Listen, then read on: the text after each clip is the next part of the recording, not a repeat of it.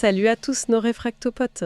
Bienvenue dans ce nouvel échange au cœur de la caverne du réfractaire. Oui, bonjour chers réfractopotes, c'est toujours un plaisir de vous retrouver ici, dans cet espace qu'on partage. Aujourd'hui, on va faire un petit truc spécial, on va plonger vraiment dans l'ADN de la caverne. Mhm. Essayer de comprendre pourquoi elle existe, c'est quoi sa raison d'être, sa philo, et puis concrètement, qu'est-ce qu'on y trouve pour nous aider à avancer sur ce chemin de la préparation. Exactement. On va décortiquer un peu ensemble la vision du créateur, Crimo Toretto, enfin, on va l'appeler Crimo Toretto, c'est plus simple. Oui, Crimo, ça ira très bien. Et voir pourquoi cette idée de préparation, d'autonomie, ça résonne si fort aujourd'hui. C'est un peu l'exploration de notre QG numérique, quoi. On va parler préparation, oui, mais attention, sans tomber dans le cliché un peu alarmiste, hein. Non, le but, c'est pas ça. L'idée, c'est plutôt de voir comment on peut aborder de manière sereine ce que Crimo, justement, appelle la rupture de la normalité. Alors, restez bien avec nous, ça devrait être intéressant. Alors, pour commencer, par la base, c'est quoi la vision derrière la caverne? Crimo Toretto, donc, il a imaginé ce site comme son propre QG numérique. L'expression assez parlante, non? Ah oui, QG numérique, j'aime bien.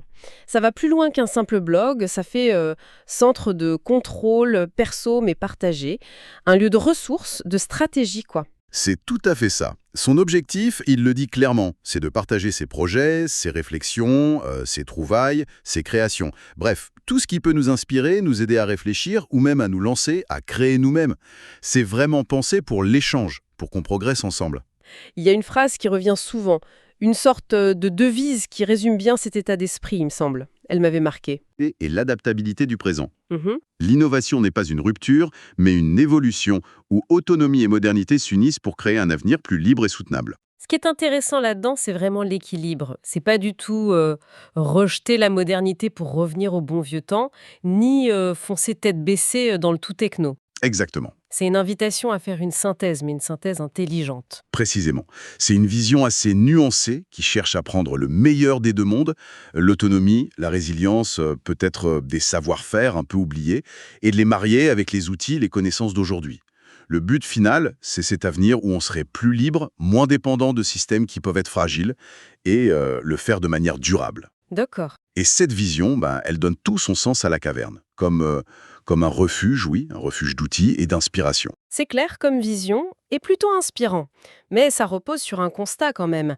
Il faut se préparer. Pourquoi cette insistance? Le tout premier article du blog, Bienvenue dans la caverne du réfractaire, prépare-toi à l'imprévisible, il pose bien les bases de ça. Mais oui, c'est le point de départ logique. Cet article y met le doigt sur un truc qu'on a tendance à oublier un peu trop facilement, bercé par notre confort moderne. Oui, ce constat tout bête, mais essentiel. On vit avec plein de services qui nous semblent totalement acquis. L'électricité qui sort du mur, l'eau potable au robinet, la bouffe facile à trouver au supermarché. C'est ça. On réalise pas à quel point c'est précieux, sauf quand ça manque. Et c'est exactement ça que Crimo appelle la rupture de la normalité. Qu'est-ce qui se passe si ces systèmes qui sont hyper complexes, hyper connectés, ils se plantent? Une grosse panne de courant, une cyberattaque qui bloque tout, une crise éco ou sociale, une catastrophe climatique. Les scénarios, ils sont variés et, malheureusement, pas si improbables que ça. Et l'article insiste bien sur un point qui est super important. Se préparer, c'est pas céder à la panique, ou se construire un bunker comme dans les films, hein. Non, pas du tout. C'est surtout faire preuve de pragmatisme. J'aime bien l'analogie qu'il utilise avec la ceinture de sécurité. Ah oui, elle est très parlante. On met sa ceinture en voiture, mais on s'attend pas forcément à avoir un accident à chaque fois qu'on démarre. Bien sûr. La préparation, c'est cette même logique, mais appliquée aux aléas plus généraux de la vie. C'est une sorte d'assurance perso, une démarche proactive pour être plus capable de faire face pour soi, pour sa famille, quand les choses dérapent un peu. C'est pas de la paranoïa, hein, c'est juste de la prévoyance, quoi. D'accord, l'analogie est très claire. Mais cette philosophie de prévoyance, comment elle se traduit concrètement dans l'approche de la Cavern Life? C'est quoi les grands axes? Alors, l'article fondateur, il décline ça en 4 piliers assez pragmatiques. Le premier, c'est anticiper. Bon, ça paraît logique, mais ça demande quand même de se poser, réfléchir aux différents scénarios possibles, identifier nos propres points faibles et puis établir des plans d'action simples. Savoir quoi faire avant que ça parte en vrille, en gros. Le deuxième pilier, c'est s'équiper intelligemment. Alors là, on touche un point sensible. L'idée, c'est pas du tout d'accumuler du matos, à plus savoir quoi en faire ou de claquer des fortunes. Mhm. Non, c'est d'identifier le matériel qui est vraiment utile, qui est adapté à nos besoins, à notre environnement, sans tomber dans la surconsommation. C'est un équilibre en fait. Ouais, c'est pas évident ça. Et comment la caverne nous aide à faire ces choix intelligents, justement, pour l'équipement? Eh ben, c'est là que les ressources du site deviennent intéressantes. On y trouve des articles, analysent certains types de matériel, parfois des tests, des conseils. La section Shop, la boutique, propose une sélection de produits que Crimo juge pertinents, mais l'idée, c'est surtout de guider la réflexion de chacun. D'accord. Et les partenariats aussi, comme celui avec Eco pour les gourdes filtrantes, ça va dans ce sens aussi. Proposer des solutions fiables pour des besoins essentiels, comme l'eau potable. On y reviendra sûrement. D'accord, ça marche. Troisième pilier alors, apprendre des compétences utiles. Ça me paraît mais fondamental. T'as beau avoir le meilleur matos du monde, si tu sais pas t'en servir ou si te manque des savoir-faire de base. Absolument. L'article cite par exemple le secourisme, l'autonomie alimentaire, le bricolage, savoir s'orienter, communiquer sans les réseaux habituels. Mhm. Ce sont des compétences qui augmentent direct notre résilience. D'ailleurs, le concept d'EDC, l'Everyday Carry, donc EDC, les lettres prononcées en français, ce petit kit d'objets utiles qu'on a sur soi tous les jours, ça rentre pile dans cette logique d'être toujours un minimum préparé. Oui, c'est vrai. Et le dernier pilier? C'est partager avec la communauté. Ça, c'est essentiel aussi. Face à une difficulté, l'isolement, c'est souvent le pire ennemi. L'entraide, l'échange d'infos, le soutien mutuel, c'est crucial. La caverne, elle se veut aussi un lieu pour créer ces liens. Ensemble, on est plus fort, c'est clair. C'est d'ailleurs tout l'esprit des réfractopotes.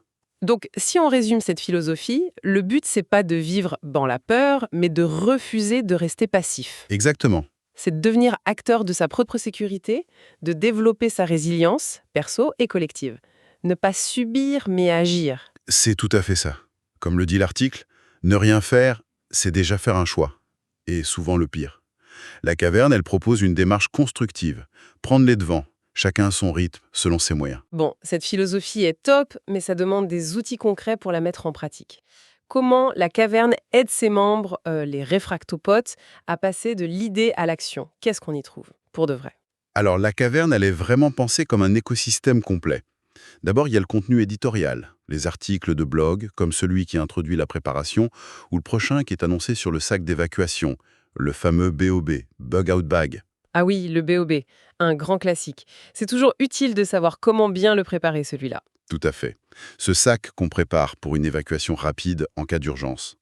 Ces articles, ils servent à informer, à guider, à faire réfléchir. Ok, les articles. Et après? À côté des articles, il y a aussi des formats un peu plus interactifs, des vidéos, des sondages pour prendre un peu la température de la communauté, voir ce qui intéresse les gens, et puis bien sûr, ces discussions audio, comme celle qu'on a en ce moment avec vous, chers réfractopotes. Et au-delà de l'info pure, est-ce qu'il y a des outils plus pratiques, on va dire? Oui, et ça c'est un aspect important. Crimo développe lui-même des outils spécifiques. Le site parle par exemple de calculateurs, on peut imaginer pour les besoins en eau, en nourriture, des choses comme ça, et d'une carte réfractaire. Ah oui, Bon, le contenu exact, il faut être membre supporter pour le découvrir. Il y a aussi les applications mobiles. Ça, c'est pratique pour avoir accès aux ressources de la caverne facilement sur son téléphone.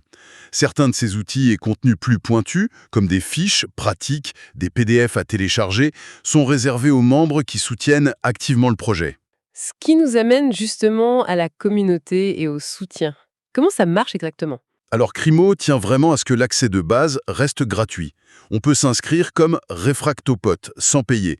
Et d'ailleurs, dès l'inscription gratuite, il y a un petit cadeau de bienvenue, très concret et super utile. Ah oui, j'ai vu ça. Le plan de fréquence PMR 446, prêt à l'emploi, est compatible avec les talkie-walkie qu'on trouve partout, les Baofeng, Retivis, TYT. Exactement. C'est génial pour commencer à explorer les communications alternatives.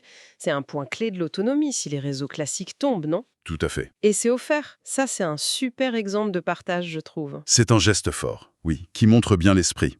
Ensuite, pour ceux qui veulent aller plus loin, accéder à tout le contenu et aider à le développement de la plateforme, il y a un système de soutien mensuel. Il y a même des tarifs réduits pour les abonnés Twitch de Crimo ou si on paie à l'année. Et ça débloque quoi concrètement ce statut de supporter? Mais ça ouvre l'accès à tout le contenu qui est marqué comme exclusif, les articles plus poussés, les fiches pratiques, les PDF, les outils comme les calculateurs et la fameuse carte réfractaire dont on parlait. En plus, il y a des remerciements personnalisés, un rôle spécial sur Twitch pour ceux qui y sont et un avantage sympa, 10% de réduction permanente sur la boutique du site. Pas mal. Et on peut même offrir ce soutien en cadeau via Twitch. Ça peut être une bonne idée pour un autre réfractopote. D'accord. C'est une façon de s'impliquer plus et d'avoir accès à plus de ressources. Et j'ai cru comprendre qu'être supporter, ça donnait aussi accès à des avantages chez des partenaires. C'est ça. C'est un autre moyen d'aider les réfractopotes à s'équiper intelligemment, comme on disait pour le pilier équipement. Actuellement, il y a 3 partenariats principaux mis en avant. D'abord, moins 10% sur les gourdes filtrantes OCO, on l'a déjà dit, l'eau c'est vital, et avoir un moyen fiable de purifier de l'eau, c'est vraiment la base de l'autonomie. Essentiel, oui, on est d'accord. Ensuite, une grosse remise, 74%, sur l'abonnement à Proton VPN. Ça touche à la préparation numérique. Sécuriser sa connexion Internet, protéger ses données, aujourd'hui c'est un aspect de la résilience qu'on ne peut pas ignorer. Ah non, c'est sûr. La sécurité numérique, ça fait partie du package moderne de la préparation. Et le troisième partenaire? C'est moins 15% sur la première commande chez Santarome. Eux, ils proposent des produits de bien-être naturel, des compléments alimentaires bio. L'idée, c'est que prendre soin de sa santé, renforcer son organisme, ça fait aussi partie d'une préparation globale et durable. Logique. Eau, sécurité numérique, santé. Les partenariats ont l'air bien alignés avec une vision assez complète de la préparation. Donc si je résume, on a du contenu gratuit pour découvrir, des outils pratiques, une boutique avec des produits choisis, un système de soutien pour aller plus loin et avoir des avantages, et tout ça centré autour d'une communauté. C'est bien ça. Mais l'élément clé qui revient tout le temps, c'est vraiment l'invitation à participer. Explorer le site lacaverneduréfractaire.fr, lire, utiliser les outils gratuits comme le plan PMR 446, mais surtout, ne pas hésiter à laisser des commentaires sur les articles, à partager ses propres expériences, ses questions. C'est dans cet échange que la caverne prend vraiment vie et que la communauté s'enrichit. C'est ça l'esprit réfractaire. Eh bien voilà, je crois qu'on a fait un bon tour d'horizon de ce qu'est la caverne du réfractaire. S'il y a un message central à retenir de tout ça, pour moi, c'est vraiment cette idée de passer de la simple conscience des risques à une action qui soit réfléchie, positive. Ne pas attendre que ça arrive, mais prendre les devants pour construire sa propre résilience. Tout à fait. Et on tient vraiment à vous remercier, chers réfractopodes, pour votre écoute, pour votre fidélité à ces rendez-vous.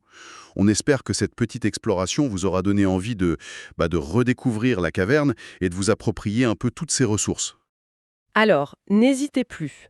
Le premier pas, il est tout simple. Rendez-vous sur lacaverneduréfractaire.fr. Créez votre compte gratuit de Réfractopote, ça prend 30 secondes, et hop, vous récupérez au passage le plan de fréquence PMR offert par Crimo. C'est déjà une première étape concrète et utile. Explorez un peu tout ce qui est déjà disponible. Si la démarche vous parle, si les ressources vous aident, pensez peut-être à soutenir la caverne. Chaque contribution, que ce soit un don ponctuel ou un soutien régulier comme membre supporter, ça aide directement à faire vivre et à enrichir cet espace qui est assez unique, il faut le dire. Mhm. Et surtout, n'oubliez pas, partagez le site, parlez de nos discussions autour de vous et venez participer, nourrir la communauté avec vos commentaires sur le blog. C'est super important. Chaque petit geste compte, chaque interaction, chaque partage, chaque soutien. Ça contribue vraiment à faire vivre et grandir la caverne du réfractaire. C'est un projet collectif en fait. Et maintenant, juste une petite question pour vous faire réfléchir un peu après notre discussion. Au-delà des outils, des plans de tout ça, qu'est-ce que la résilience signifie personnellement pour vous dans votre quotidien? Et quelle serait la toute première petite action, même minuscule, que vous pourriez faire dès aujourd'hui pour la renforcer un petit peu? Merci encore de nous avoir écoutés. Prenez bien soin de vous et de vos proches. Et on vous dit à très bientôt pour de nouvelles explorations ici, dans la caverne. Salut les réfractopotes! Salut les réfractopotes!